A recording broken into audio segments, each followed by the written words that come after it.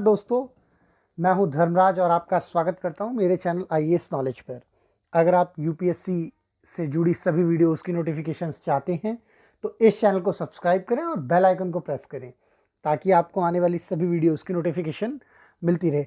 तो इस वीडियो में हम जानेंगे फाइनेंशियल मार्केट क्या है और फाइनेंशियल मार्केट के अंदर मनी मार्केट और कैपिटल मार्केट क्या है।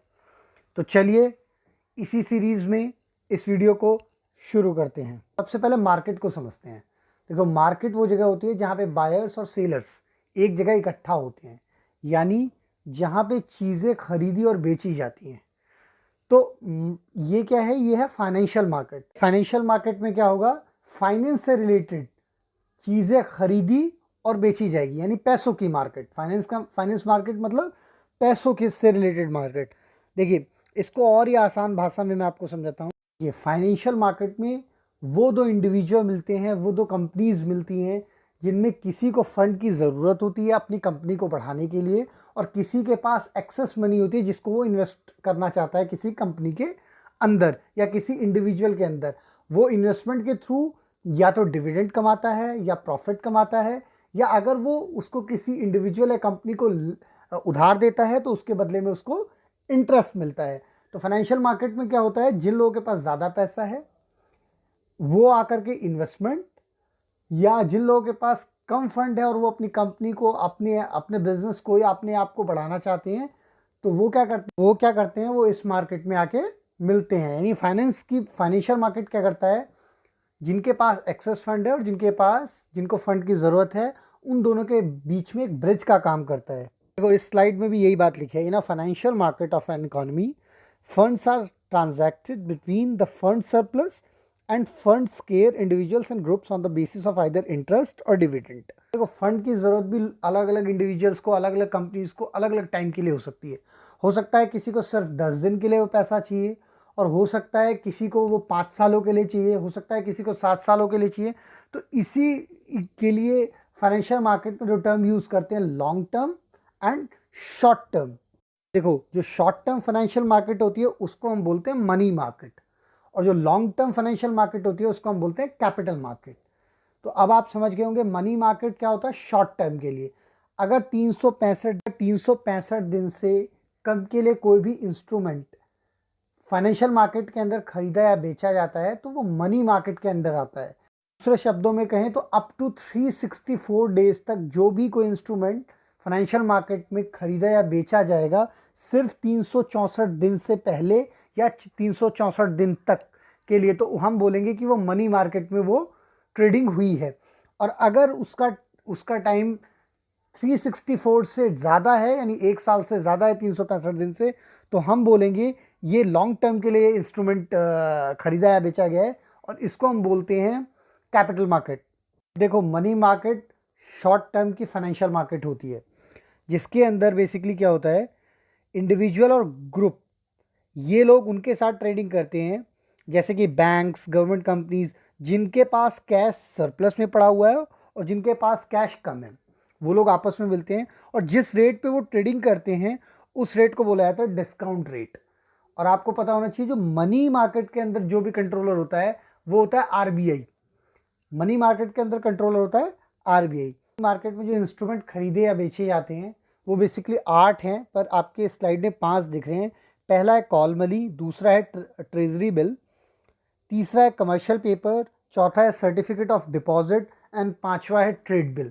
मनी मार्केट की ये जो सारी टर्मिनोलॉजी है, अगर आपको ये इंस्ट्रूमेंट के बारे में समझना है तो आईएएस नॉलेज चैनल पर आपको अलग से एक वीडियो मैं बना दूंगा, नेक्स्ट वीडियो, जिसमें आपको मनी मार्केट की ये सारी टर्मिनोलॉजी समझने में आसानी होगी। जैसे कॉल मनी क्या है, ट्रेजरी बिल क्या है, ट्रेड बिल क्या है, सर्टिफिकेट ऑफ डिपॉजिट क्या है, इस पर मैं एक अलग से आपको वीडियो दे दूंगा। पहला था मनी मार्केट और दूसरा है कैपिटल मार्केट। देखो, कैपिटल मार्केट में हम हमेशा 1 साल से ज़्यादा के लिए ट्रेडिंग करते हैं। 1 साल से ज़्यादा के लिए हम इस प्लेटफॉर्म का यूज़ करते हैं।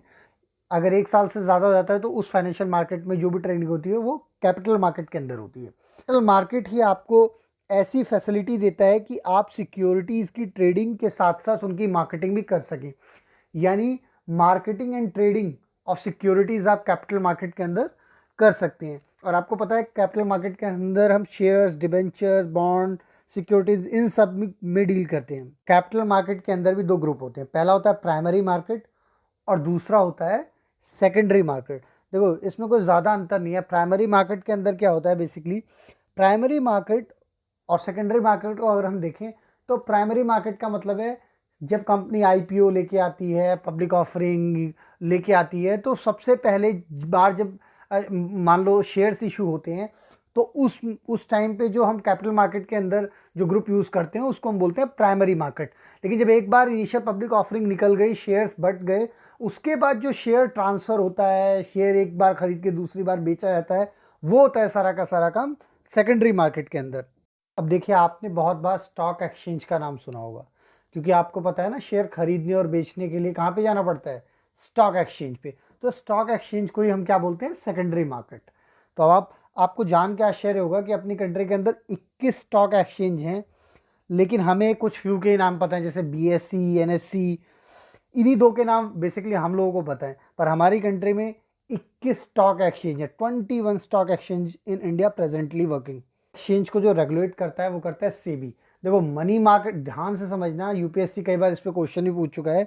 मनी मार्केट को कंट्रोल और इन्फ्लुएंस करता है आरबीआई, लेकिन कैपिटल मार्केट को रेगुलेट करता है SEBI, securities and exchange board of India. अब हम एक बार कंपैरिजन कर लेते हैं मनी मार्केट का और कैपिटल मार्केट का। देखो दोनों के अंदर जो टाइम पीरियड होता है, आपने इस वीडियो में पहले ही देखा, मनी मार्केट का होता है 1 साल से कम और कैपिटल मार्केट का होता है 1 साल से ज़्यादा।